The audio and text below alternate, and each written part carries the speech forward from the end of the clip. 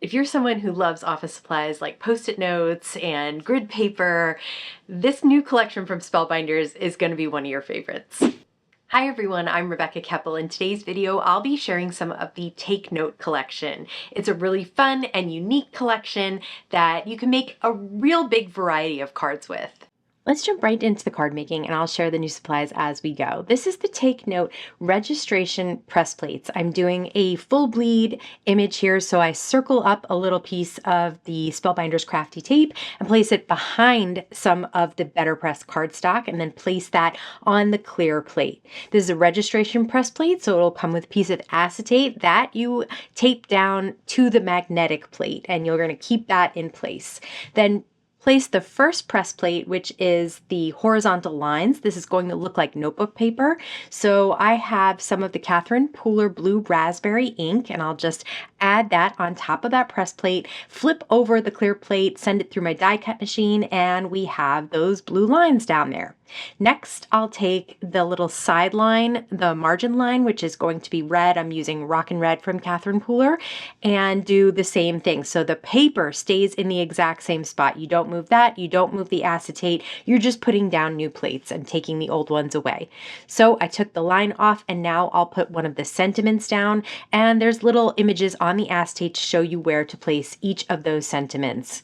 Next, I'll take the edges dies from the Take Note collection and add that to the side of this notebook paper. It gives it such a cool look. I absolutely love it. There's also 2 dies for torn paper. And then we'll grab the push pin dies. This die set creates a little piece of paper that has a curled up edge. So you use a darker color there and it creates that look of dimensional and curled up edge. And then there's a little push pin. It comes in a couple of little pieces and that will make it look dimensional as well. Also, the little pin at the bottom is easy to adhere because it's attached to an oval that fits directly behind the push pin that I cut out of red cardstock. So again, a couple of pieces, but it looks so cute when they're all put together.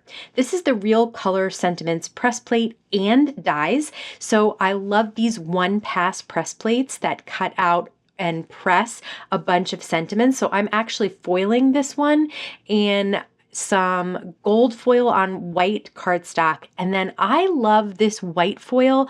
I don't know how I missed the white foil at Spellbinders, but check out how that looks on black cardstock. It looks so amazing. It looks better than white embossing powder. I think it comes out phenomenal. So that is something to consider if you haven't checked it out yet. I'll add some foam squares behind the little Post-it note or whatever this is, little piece of paper, and I'm placing that in the middle of my notebook paper. And I'll place a small foam square at the top of the push pin so it looks like the top is coming out or is dimensional out, and then the push pin itself is going into the paper. Then I'll add a foam square behind the sentiment. I'm using one of the gold on white cardstock sentiments that say, "You make every moment golden." Next, we'll use the Memo Splatter BetterPress plate. This is also from the Take Note collection. I wanted every single item in this collection. I just love all of it. It's just unique and it just has a very versatile look to it that you can use in so many different cards. So for the first one, I am actually foiling this background press plate. Gold foil on the white specialty Glimmer cardstock came out absolutely beautiful. And I do like to ink blend over foiled backgrounds a lot because the foil resists the ink, and I'm using 2 colors of Catherine Pooler ink and then kind of brushing off a little bit with a dry cloth just so that it really still shines. And then I'll take the Real Color dies. It's one of those color wheels, and I've cut out some of the squares. There's one die for 4 squares that you can cut out. I cut out a few too many colors here, so I realized I had to change up my pattern as I came around to the end of the wheel so that I wouldn't have the same color next to each other, but that's fine. You can't really tell in the finished product. And then as for those little numbers around the wheel, I did decide to grab my Spellbinders tool-in-one to push out any of the paper that was still stuck inside. I added some foam squares behind the wheel and then some foam squares behind the sentiment as well. Look at all that gold. I love the gold on the wheel in the background and on the sentiment, and those pinks and coral colors that match. For the same exact splatter background, I decided to try white on white. So white foil on white specialty cardstock. So you can't see it at all right now. And I thought maybe I would ink blend on top, and then just like an embossed background, the foiling would show up. The only problem is it really only shows up with darker colors. So that light pink that I first used, it's really kind of hard to see.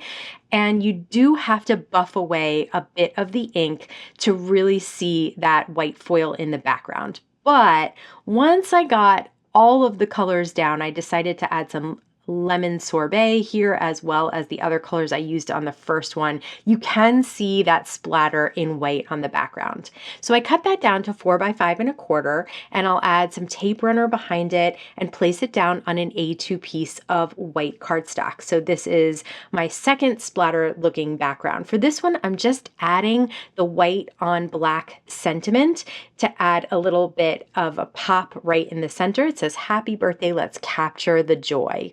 Next, I'll use the Journal Grid registration press plates. So once again, I have my cardstock, my BetterPress cardstock adhered to the clear with some rolled tape behind. Then the acetate will go down on the magnetic plate, and you want to line up the outer line to the A2 line.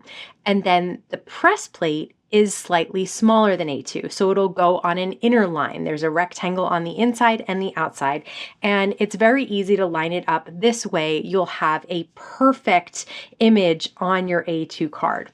I did use one of those torn edge dies to cut out that torn edge top there, and then I'll use some foam squares to pop it up on an A2 white background. Next, I cut out another one of the push pin and little note dies here. I decided to use different colors. They really do look cute no matter what color you use. It's just such a cute die set. And then add a sentiment right in the center of that little note with the push pin. It says, "Brighten every birthday with color." I love this collection. I can't get enough of it. I'll be using it for lots of different cards. I hope you can tell how much fun I had with this collection. I'd love to hear what your thoughts are. Let me know in the comments below. As always, I want to thank you so much for stopping by and spending time with me today. Please stay safe, stay healthy, and I'll see you again soon. No, hold on. Did that really say anything? No. Nothing.